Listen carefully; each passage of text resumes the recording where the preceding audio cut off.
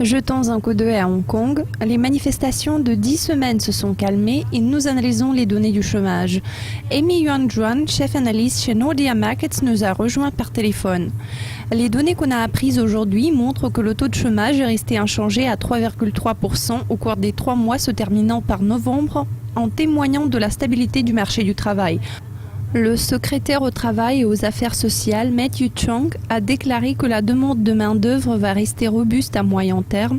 Pourtant, l'impact potentiel du mouvement d'occupation sur l'économie domestique devrait être surveillé de près. À votre avis, y a-t-il des risques ? Bien sûr que le risque reste en place. Pourtant, jusqu'ici, nous n'avons pas vu d'impact direct. Pour ce qui concerne l'emploi, le risque est vraiment limité. Le taux de chômage a été super stable à un peu plus de 3% à Hong Kong pendant les 3 dernières années.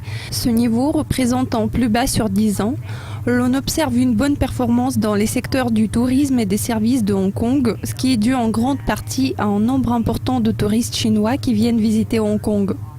Tant que cette tendance se poursuit, nous pouvons être sûrs et certains que la situation de l'emploi sera très stable à Hong Kong. Alors les conséquences potentielles de ces manifestations seront très limitées.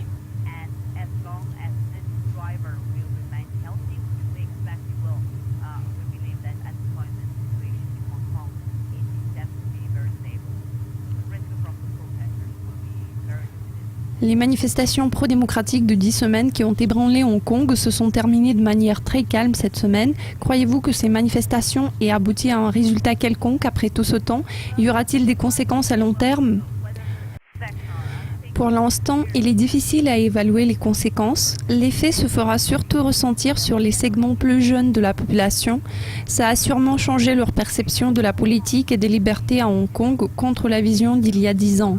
Le secteur des investissements étrangers et les sociétés étrangères cherchant à s'implanter à Hong Kong vont en subir l'impact le plus prononcé. Les flux d'investissements étrangers vers Hong Kong ont été très importants depuis plusieurs années. Cela s'explique par l'influence de la Chine et des perspectives brillantes de l'économie chinoise. Ces manifestations ont tiré une sonnette d'alarme et les investisseurs étrangers ont pris conscience des risques politiques à Hong Kong qu'ils ignoraient pendant toutes ces années en raison du statut particulier de Hong Kong. Maintenant, on comprend mieux que jamais que Hong Kong fait partie de la Chine et il sera contrôlé par la Chine.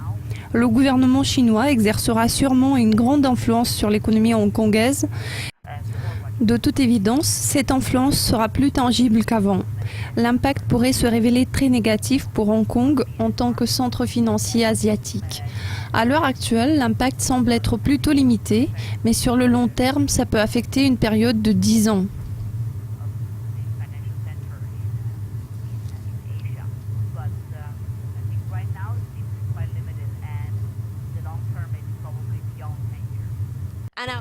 On apprend bientôt la balance commerciale hongkongaise. Un chiffre bas record de moins 8 940 millions de dollars hongkongais a été enregistré au deuxième trimestre de 2014. À quel genre de chiffre vous attendez-vous cette fois-ci ? Il se peut que la tendance négative persiste, la pression reste pesante. Si nous regardons les tendances des 3 dernières années, nous voyons une influence saisonnière très prononcée sur les chiffres du compte courant. C'était bien le cas en 2012, puis en 2013 et maintenant en 2014. Nous avions enregistré des baisses importantes à quelques reprises au deuxième trimestre, tandis qu'au troisième trimestre, il y avait un fort rebond vers le territoire positif. Il est fort probable que cette situation va arriver à nouveau. En général, nous devons constater que pour l'instant, le compte courant hongkongais suit une tendance à la baisse, ce qui est dû principalement au solde des échanges de biens, car Hong Kong importe plus qu'il n'exporte. Je pense que cela s'explique par le fait que Hong Kong est une sorte d'intermédiaire entre la Chine et le monde extérieur, et cette tendance est censée se poursuivre dans l'avenir, car la Chine va dorénavant exporter moins et importer plus. Cela va se refléter de manière négative sur le compte courant de Hong Kong.